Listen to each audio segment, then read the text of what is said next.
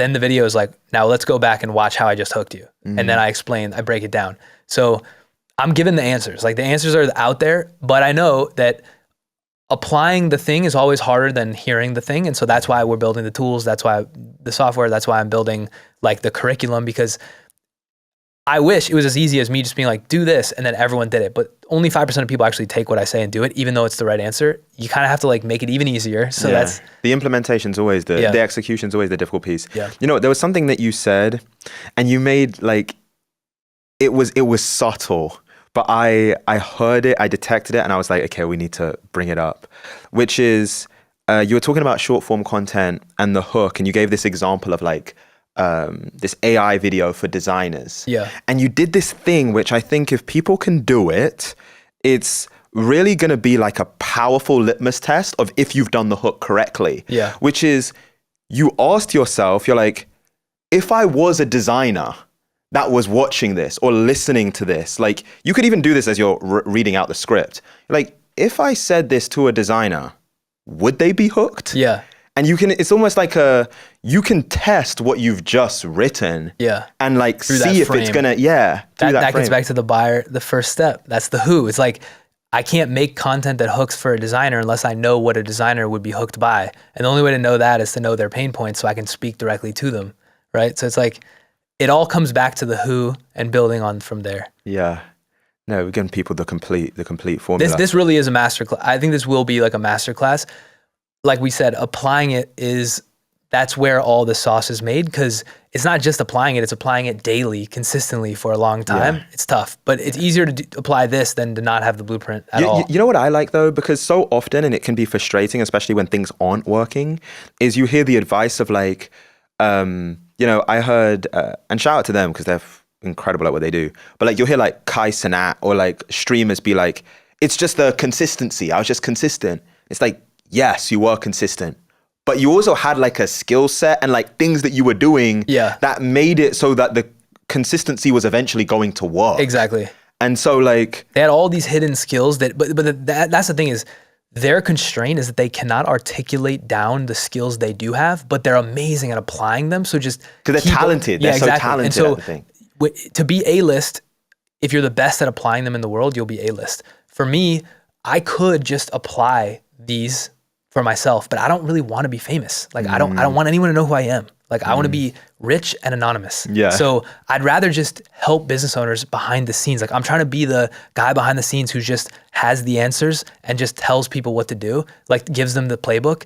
That's the archetype I want to play. But the Kai Cenats of the world, they're so good at applying it, but they don't.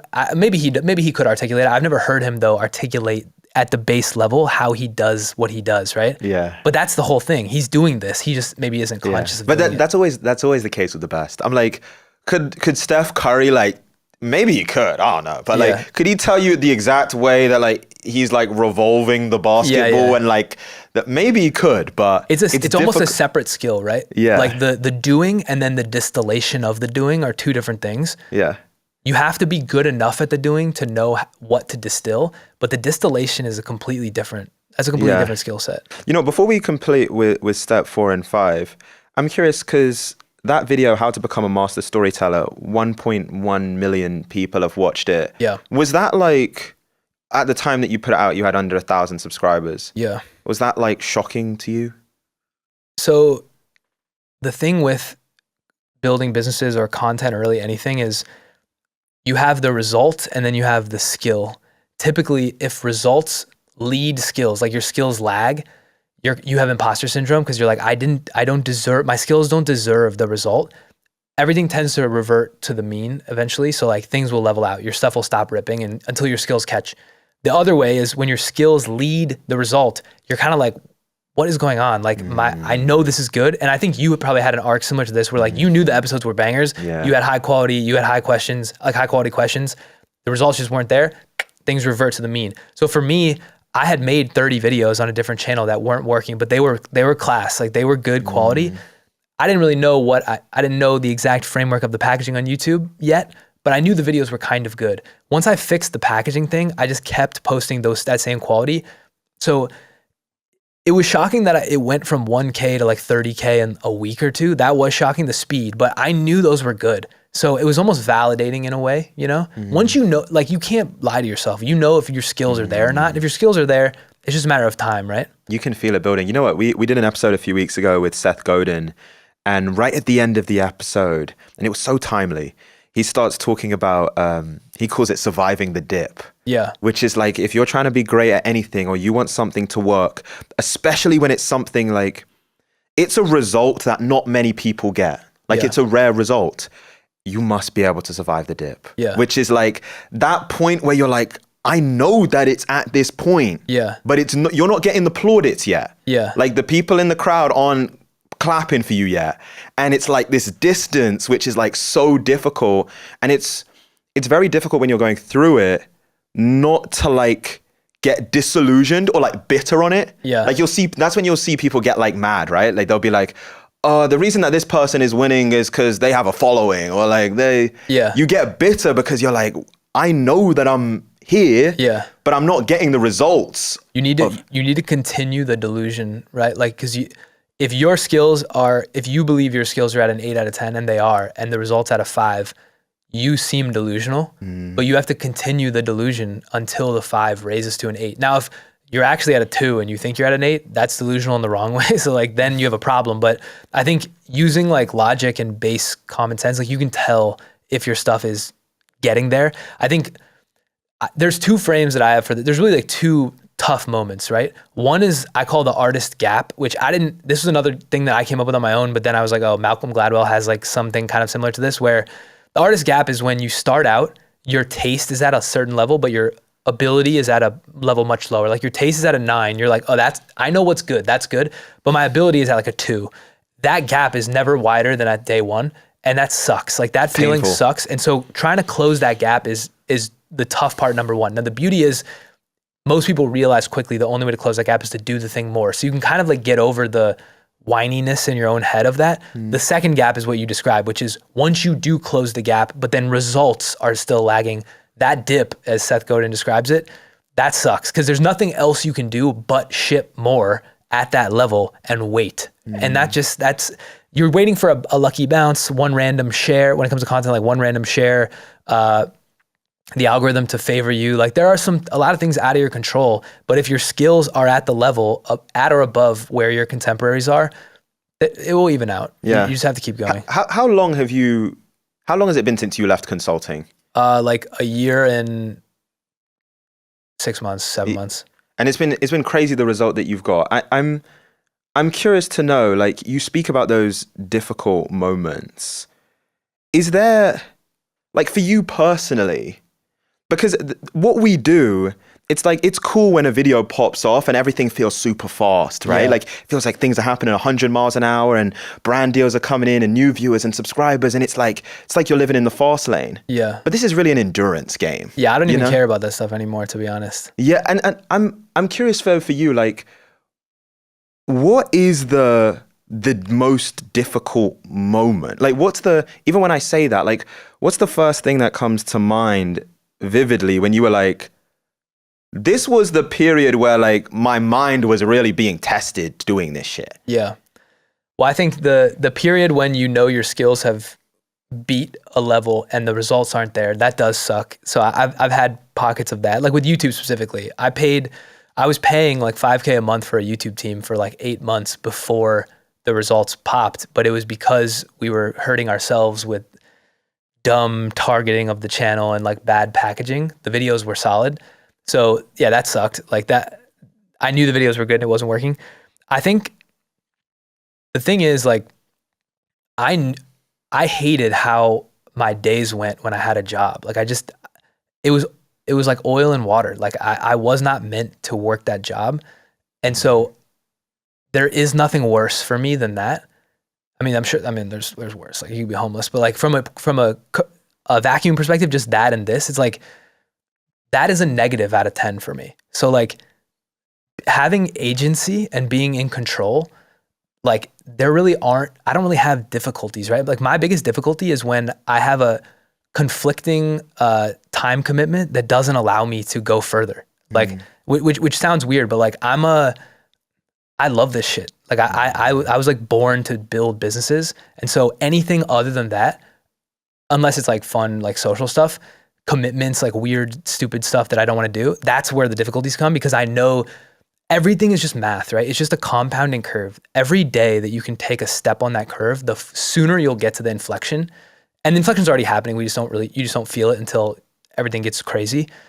But every day when you don't take a step forward because you lose focus or you have conflicting whatever time commitments, I hate that. Like that is to me, that is like poison to me. So those are the difficult moments. I realize people watching this might be like, this dude's a psycho, but like, but the thing is, you really want to pick a vector where you can apply yourself that you actually love it. Mine just happened to be business. Like I actually just love business. Yeah. And like thinking about the strategy and shit, I just love it. Yeah. You know what it comes to mind for me is, and it made me kind of reflect even just hearing you speak about it. I think that there's like, and it's kind of been a theme of this episode, there's such a value in pain and like painful experiences. And even part of it, like you kind of had to go through what you did with your job, and it creates this perspective and it creates like a longevity to what you do now. Yeah. Because now, like when you're going through the 8 months when you're putting money into YouTube and getting no result, it's like, if you didn't have that almost like that anchoring experience of, I've also been the person at the office who knew that they weren't meant to be doing this thing. Yeah. And I was in like bullshit meetings and I hated it. And so it's like, in relation to that, this is way better than that. So I can keep doing this. Yeah. Like it's creating the longevity for you to survive the dip. Yeah. And so I say that to the person that's listening, that's like, what we're talking about seems kind of like out of their reality right now to be doing something like what we do full time. Yeah.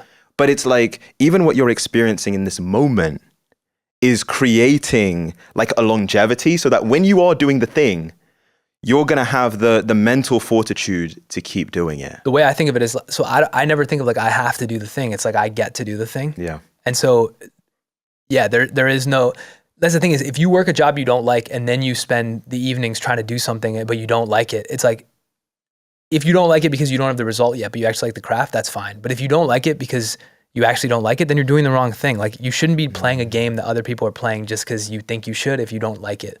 To your point before, there's nothing more powerful than having a villain, right? So like the beauty of growing up in hardship, or like an ex, or like a job you hated, like I'm very good at manufacturing chips on my shoulders. Like when I will play like rec sports, like I'll pick somebody across and I'll just create a villain. Yeah. Which like, I think, is that like what Kobe or MJ used to do? That's what, yeah, Jordan used to do that. A lot of them were made up. Yeah, exactly. The guy didn't do anything to him. That's the thing. So like I have so many, I have more chips on my shoulder than I'll ever be able to fix. And so that gives me this like infinite go, right? Mm-hmm. The way to get that, like you said, is a negative anchoring experience is a really good way to get that. So I'm not trying to like prove the people at my old job wrong. Like I don't really care about that, but it is fuel. And so I think, because really what this comes down to is like, when you want to do the thing you're doing, you'll do it. And then when you don't want to do the thing, how do you get yourself to do it? If it's the thing that you need to be doing, you need fuel. The best way to get fuel is villains. Create villains and then run from the villains, right? And so I don't have that problem too much because I like it so much that I'm kind of just always going.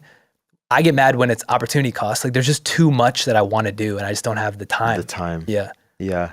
You know what, let's round it out. And I wanted to go to step 5, which was build a feedback loop and layer in offers. Essentially, what you're getting at is like, attention is just the beginning. Yeah. You get the attention, you have the organic content, and someone will listen to this and they'll apply it and it will start working. Yeah. But then it's like, you now need to capture some of that value. Exactly. Can you talk about that? Yeah. So this is a big realization. I think I was talking about at the beginning is like, value does not really accrue at the media layer. So, and I was just writing about this or making a video about this. You basically have 3 layers in the content or in the business stack, content stack. You have the platform layer. So Instagram, TikTok, LinkedIn. You have the creator layer, which is like us making the videos, the content layer. And then you have the offers layer, products, services. The whole game is, can the creator rent space for free on the platform to get people through to the offers. The most value is accrued at the offer layer. The second most value is accrued at the platform, like Instagram, LinkedIn, they get their rip. Very little value is accrued at the media layer. So in a way, the platforms are getting creators to make stuff for free or pay them little with AdSense that they then take a rip off of when advertisers pay. So those are the three levels. What you really want to do is create a net, which is a product or service that you can then capture some of the value you're generating with attention, not maliciously, but like offering a product or service people need to solve a pain point they have. And so if you don't do that and all you focus on is getting views, you will have lots of followers and lots of views with $0. And like, I think a crime of business content is people just don't say the truth. Like everybody's out here doing this to make money. Everybody wants to make money. Businesses are for-profit entities, right? So it's like, I can want to help people, of course, and I want everyone to grow, but I want to make money just like everyone else. And so when you're approaching content, if you don't think of the back half, which is the nets and the value capture, you're just doing yourself you're just doing work. You're like going down to the well, filling a bucket with water, pouring the water on the ground. You have like a little thimble. You're like, did I catch any? It's like, no, it's empty. It's like, oh shit, back to the well. It's like, yo, put a bucket on the ground when you pour some in so you get some, right? And the bucket are offers and the funnels to those offers. This is where like, of the attention funnels offer stack, Hormozy is the best in the world, goated at offers and funnels, honestly. Where I'm trying to play most is the attention and then just be good on my own at the offers. But like, I'm not trying to teach people about the offers and stuff. He's the best. Like if you really want to learn like, how do I sell the right product in the right way with the right business model? He's the guy. Like just watch all of his free stuff. He's giving everything away for free. Yeah. But you need the net or else you're not going to capture any value. Yeah. And you know what? It's like, it's why there's a lot of examples of creators with millions of followers and like very little revenue. Yeah. Like that, there are a lot of us, there are a lot of creators in this world like that. And it's because they didn't build nets and they didn't think about the who at the beginning. Their who is everybody. Yeah. And so, you know, I'm curious to get your perspective on this. And you mentioned the thing about Hormozy, and he has like a couple of great books of like how to do offers. But for the person that they've started following this advice and they started building a following and they're even got that momentum of like step 4 of like the thing's working and they're doing it again and again and again. Yeah. But they're kind of worried of like, okay, I don't have like an offer associated. From your experience, what have you seen is like the simplest, easiest way to get like an initial offer out there that at least like maybe you're not capturing the full value of like of what you're creating with your content, but at least you're capturing like a little bit of it and you can action it pretty fast. Like where did you begin? Well, the way to begin is you think about who the buyer is, you map their journey doing the thing that you're talking to them about. Every step in that journey has friction. How much friction depends on how painful the thing is. Pick the most painful thing and then build a product or service to solve that thing for them. The product could be software. It could be information. It could be a service where you actually do it for them. There's like a variety of business models. We can talk about like the benefit of certain models, but that's essentially the process. So like for me, I didn't build an offer for my tech and AI audience because I couldn't come up with the thing they wanted that I wanted to build. So I left that alone. I built a new audience for business owners. That's where YouTube started, email started, right? And I'm going to have a short form channel coming soon with marketing. But like, let's just take the YouTube channel. I have a huge audience of business owners that are trying to use content to grow. So what's their process? Their process is, how do they make content today? How do they come? And it's the whole stack, right? It's like, and it's a little bit meta, right? Because I'm talking about how to make content. My buyer is trying to learn content. So it's like the same kind of thing. But for me specifically, it's what is the process that a business owner goes through to make content today? How do they come up with ideas? How do they research those ideas? How do they frame what to say about those ideas, that contrarian contrast piece? How do they script write? How do they record? How do they edit? How do they post? How do they grow it? How do they ramp the traffic off? All of those are like pieces in the business owner content map. So then for each of those, what could I build to solve the pain? I could have built an ideas product, which we may or may not be working on. I started with the script writing because I felt like that was the highest pain that I could solve. couldn't build an automated service for editing. So, but if I wanted to solve editing, I would create an editing agency where I had a bunch of editors overseas. So you see what I'm saying? Like each one of those is a problem. And so it's like, what's the best way to solve that problem? Certain ways to solve it would be software. Certain ways are information. So like I have a full academy where an entrepreneur can come in and learn the whole thing. That's helpful. That whole housing just speeds up the process. But each piece is like difficult in its own way. And so for me, you have to think about how much would people pay to solve each piece of the process. I'm willing to pay $3,000 per editor to solve that. So that's like pretty high payment threshold. Script writing, maybe less, but like, could I build something more scalable with software? So that's how I think about it is, who am I building an audience for? Business owners. What are they trying to do? Make content. What is the process they're using to make content? A to Z. Of A to Z, A, B, C, every letter, where are they getting stuck? What can I build to get them unstuck? What are they willing to pay to get unstuck? And then how do I tell them about that thing? The beauty of telling them is I already have the audience, so I can just tell them, hey, I built this thing. You know what comes to mind? It's like, so you have the ideal avatar. You then can create or write out, brainstorm a list of like their friction points of like where they are now to where they want to be. Yeah.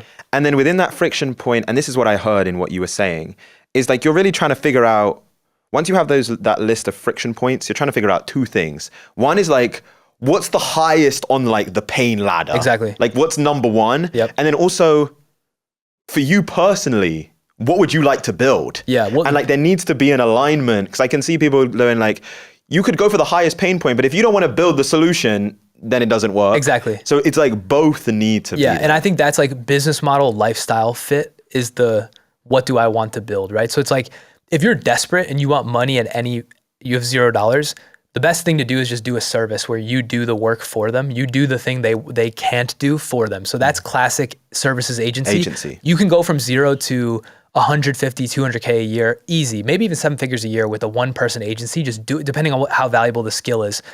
And so that's the easiest place to start. If you have $0, start there. But for me, business model lifestyle fit, I don't want a job. So I'm not going to do a service. I'm not doing that. So you would then climb the business model ladder. So the best business models are high margin recurring, right? So you get paid every month, you keep a lot of the dollars. Next best would be recurring, but medium to low margin. So it's like you get paid every month, but you don't actually keep that much. Next would be high ticket, but not recurring. You got to do something, but you can only do it one time. You get paid one time. You got to go get new customers. Next would be medium or low ticket, not recurring. So it's like they pay me $20, but I never get $20 again. That's the stack. You want to go as high as possible on that. High margin, recurring. Could be high margin, high ticket recurring is the best. So like they pay me $5,000 a month. I keep 4,500 of it and they pay me every single month. That's the best. So the key is you can either start with a business model, which is business model lifestyle fit, or you can start with what would be the right solution for the thing they're struggling with and what's the best way to solve it. Try to match those up. So for me, it was like, I don't want to manage people. I want to grow something big with leverage, and I want to keep a lot of the money we make with no employees. The only way you're going to do that is with software or with some sort of recurring based education model. Those are the two models I picked. That's because business model lifestyle fit is what I wanted. Now I do brand deals on my content stuff, but that's not recurring. That's one time. So it's high ticket, but only one time. So I got to go get new brands every single time. So I've played with every type of business model, and the best ones are obviously the ones at the top because you get paid the most, keep the most, and it comes in every single month. But to do that, your ability to go up that ladder corresponds directly with the amount of value or amount of solution you give to the pain and or how harsh that pain is today for the buyer. So if the buyer's business owners and they don't know how to do their taxes and they're wasting 20 grand a year, they're willing to pay you $19,990 to solve it. That's a very like high pain. But if their pain is like, I don't have my to-do list organized and I'm willing to pay $5 a month for my to-do list, that's a low pain. So it's like you want to go for the highest pain and then try to create an offer that allows them or that allows you to get paid on a recurring basis. Usually you need to give them recurring value, right? To get that. You know, one of the things you said earlier, and I think it's so easy for it to go over people's heads, is like you mentioned that point of you need to immerse yourself in the community. Like whatever this avatar that you're looking to build for, who you're looking to reach, that you want to care about what you're doing. Yeah. You need to immerse yourself in the community. And it makes sense once you provide the full perspective. Yeah. Because it's like, how would you know all of this information? Yeah. The only way you would know is because either you're one of them or you're so deeply connected with one of them that you can understand all of this. And the best way so if you literally build a community like for free, that's a great way because then they'll tell you. Yeah. Even in videos though, like I'll ask in videos, like tell me what you guys want. And then in the comments, you get 100 comments and 50 of them are about the same thing. It's like, that's what people want because that's what they're struggling with. So that's at scale. You could also do one-on-one interviews, but like you really can't build a sustainable business unless you know what people need. Period. Yeah. You know what? Here's where I want to end. Because I just think about everything that we've like discussed in this conversation. Yeah. And who's it for and who's it going to listen to it. And it's funny because you even made this point during the episode. You're like, you might be listening to this and thinking I'm a maniac. Yeah, I hope so. I feel like there's probably a lot of people that are like, he does this thing. He's on one. And so, but like, and I said this to you in the beginning, I think the thing that I've always appreciated about you, and like, we've even had conversations with this where I'm facing some sort of problem or like something's coming up in my business or with content or whatever. And I'll call you and you will give me like this breakdown of like the levels of thinking. Yeah, how you would do it, the levels of thinking, what the problem is, what you need to solve. And so I think though, where I wanted to go, we spoke about the importance to you of like sharing all of this freely. Yeah. And you do that with your friends, you do that with people you know, you also do it en masse on the internet for everyone to see. If we fast forward, I don't know, 10, 15, 20 years, what do you think, or what do you hope is the impact of everything that you've shared, everything that you've learned, and then also taken the effort to share it with the world? Like, what do you think or hope is the impact of all of that? Yeah. That's an interesting question, like a legacy question kind of, or just like in the medium term. Legacy. I have kind of a weird take on legacy. I don't really think in those terms because I can't control how people perceive. I can only control the inputs, right? So like, how hard can I go? Can I rev the engine harder? Can I spend more time spinning the wheel? That's all I can focus on. So at a macro level, like I'm just trying to be helpful. Like I'm trying to be useful. I hope tens of thousands of entrepreneurs, whether they work directly with me or not, can create a change from 0 to 1 based on what I'm saying. But I think everybody's going to die. And when they do, that's it. Like people might care for a day or two, no matter how big you are, but things pass. For me, like my whole philosophy on this is another thing that I thought I came up with this, but I heard, and I've never heard anyone say it, but then I heard David Senra say it on a podcast like a year ago. So I wrote about this like multiple years ago. So I don't know if this came from me or not, but my whole legacy play is I'm trying to create a generational inflection point for my family. So the way I think of it is like, if you ever study the great families, right? Like the Kennedys or like the Carnegies or the Rockefellers. Yeah, Rockefellers, the Medicis. If you actually go back and look at those family trees, if you go all the way back, like there was one savage that completely changed the trajectory of that family. Like I'm him for my family. So hopefully that's not like a 15-year thing. Hopefully it's like a 50-year thing, but or like I can play for a while. But that's like, if at a local level, if I could do that for my family and like change the trajectory of the arc of the people in my immediate circle, then I think it's a life well lived.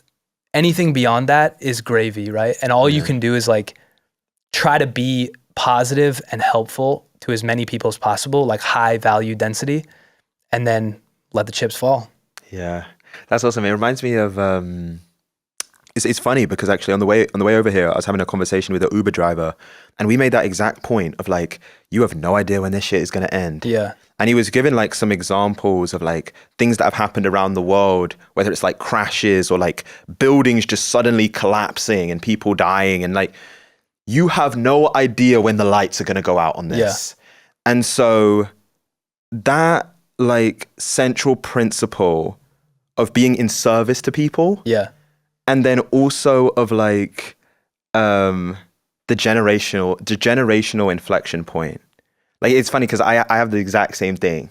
is like you'll be able to look at my family line and be like, that's when it changed. Yeah, like you see the slope of the line change and you're like, something happened Yeah, there. that crazy Yeah, motherfucker. exactly. That's what I'm trying to do. So that's what it is. But hopefully, I mean, I'm trying to be as tactical as possible. Like I know a lot of people talk about the business stuff.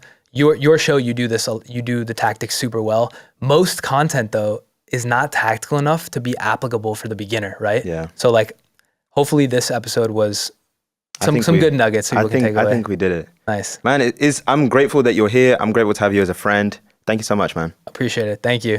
That was awesome. Okay, so if you enjoyed this episode, you're going to absolutely love what we did with this one right here. Click here.